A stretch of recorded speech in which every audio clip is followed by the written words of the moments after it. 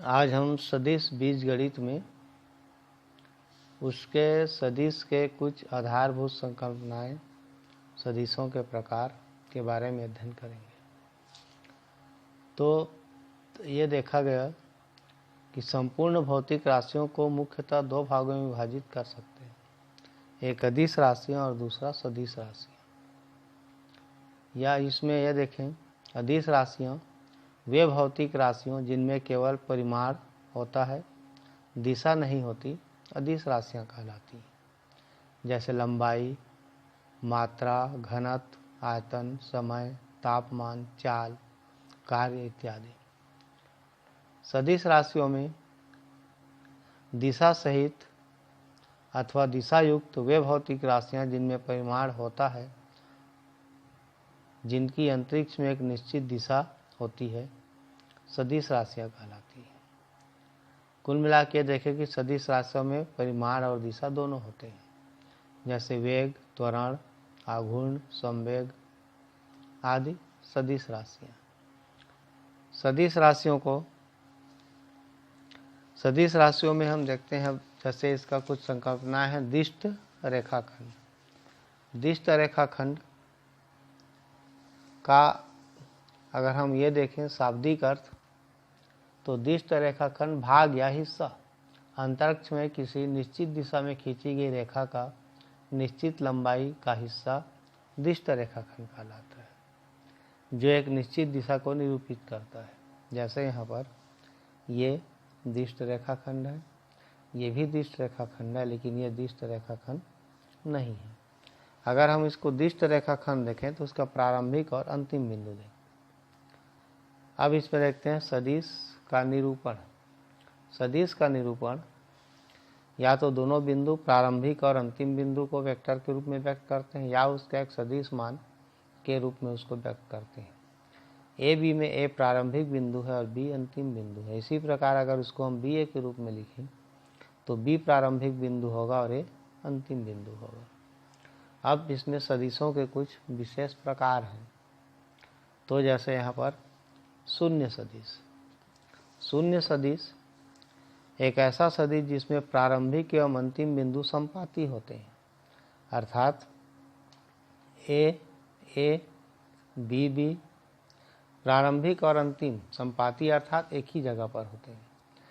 इसको हम बोलते हैं शून्य सदिश। इसी प्रकार उचित सदिश, ऐसा सदिश जिसका मापांक शून्य न हो तो उसको हम उचित सदिश कहते हैं। मात्रक सदिश वह सदिश जिसका परिमाण इकाई अर्थात एक होता है, उसको मात्रक सदिश कहते हैं। मात्रक सदिश को इस रूप से ए और उसके ऊपर कैप के रूप में व्यक्त करते हैं। ए का मात्रक सदिश ज्ञात करना हो तो वेक्टर ए अपान मान ए। मात्रक सदिश का मान एक होता है। ऋणात्मक या विपरीत सदिश। दिए हुए सदिश के परिमाण समान किंतु दिशा विपरीत हो तो उसको ऋणात्मक सदिश कहते हैं। जैसे ए का ऋणात्मक माइनस ए। इसी प्रकार समदिश सदिश ऐसे दो सदिश जिनकी दिशाएं समान हो, समदिश सदिश कहते हैं। असमदिश सदिश जिसकी दिशाएं विपरीत हों, उसे असमदिश सदिश कहा जाता है। सह आदिम सदिश ऐसे सदिश जिनके प्रारंभिक बिंदु एक ही हों, जैसे यहाँ पर एक ओ ए और ओ बी दोनों का प्रारंभिक बिंदु ओ है, तो इसको ओ ए और ओ बी सदिश है, ओ प्रारंभिक बिंदु है, इसलिए इसको बोलते हैं सह आदिम सदिश। इस प्रकार से सह आदिम सदिश के बाद संरेख सदिश। संरेख सदिश में दो या दो से अधिक सदिश एक ही रेखा के समांतर हों तो उसे हम समरेख सदिश कहते हैं। समतली सदिश तीन या तीन से अधिक सदिश एक ही समतल में हो तो उसको समतली सदिश कहते हैं। जैसे चित्र में ए बी और ये सी, तीनों समतली सदिश है। व्युत्क्रम सदिश, व्युत्क्रम सदिश में वह सदिश जिसकी दिशा दिए हुए सदिश की दिशा के अनुदिश परंतु मापांक दिए हुए सदिश के मापांक का व्युत्क्रम होता है तो उसको व्युत्क्रम सदिश कहते हैं। व्युत्क्रम सदिश के बाद आता है स्थानीयकृत सदिश। स्थानीयकृत सदिश में वह सदिश जिसका प्रारंभिक बिंदु निश्चित हो उसे स्थानीयकृत सदिश कहते हैं। स्वतंत्र सदिश, वह सदिश जिसे अंतरिक्ष में अपने समांतर स्थानांतरित किया जा सके स्वतंत्र सदिश कहते हैं। समान सदिश, किन्हीं दो सदिशों के परिमाण एवं दिशाएं समान हों तो उसे समान सदिश कहते हैं। इस प्रकार से ये सदिशों के कुछ परिभाषाएं हैं। अब इसमें सदिशों के परिभाषाओं के बाद इनके जो प्रकार हैं, प्रकार के बाद देखते हैं सदिश के कुछ योग धर्म, गुण धर्म। उसके गुण धर्म के लिए जैसे सदिशों का योगफल, सदिशों का योगफल के लिए हम ये देखें, पहला है इसमें सदिश योग का त्रिभुज नियम। सदिश योग का त्रिभुज नियम में सदिश योग का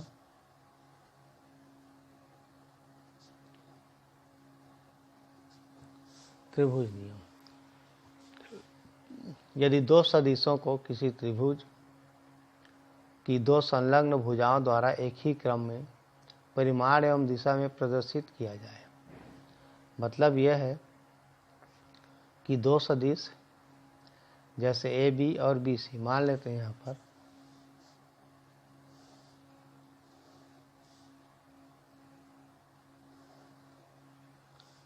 एक सदिश है ए बी, दूसरा सदिश बी सी। ए बी को स्मॉल ए के रूप में, इसको बी के रूप में, तो ये जो इसके जो तीसरी भुजा में परिणाम एवं दिशा में तीसरी भुजा द्वारा विपरीत क्रम में प्रदर्शित होता है। तो ये जो होगा इसका ए प्लस बी होगा। कुल मिला के सदिश योग का जो त्रिभुज नियम है, एक बार और देख ले। यदि दो सदिशों को किसी त्रिभुज की दो संलग्न भुजाओं द्वारा एक ही क्रम में परिमाण एवं दिशा में प्रदर्शित किया जाए, कुल मिला क्या हुआ, किसी त्रिभुज की दो संलग्न भुजाओं द्वारा एक ही क्रम में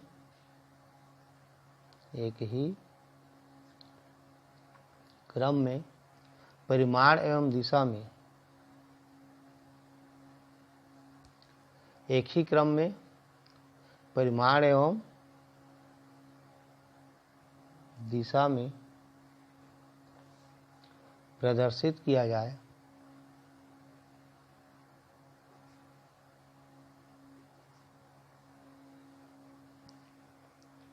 तो उनकी परिणामी सदिश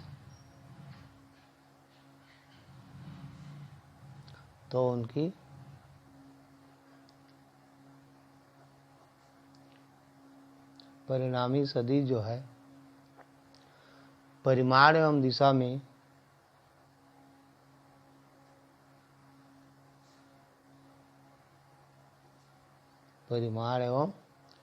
में तीसरी भुजा द्वारा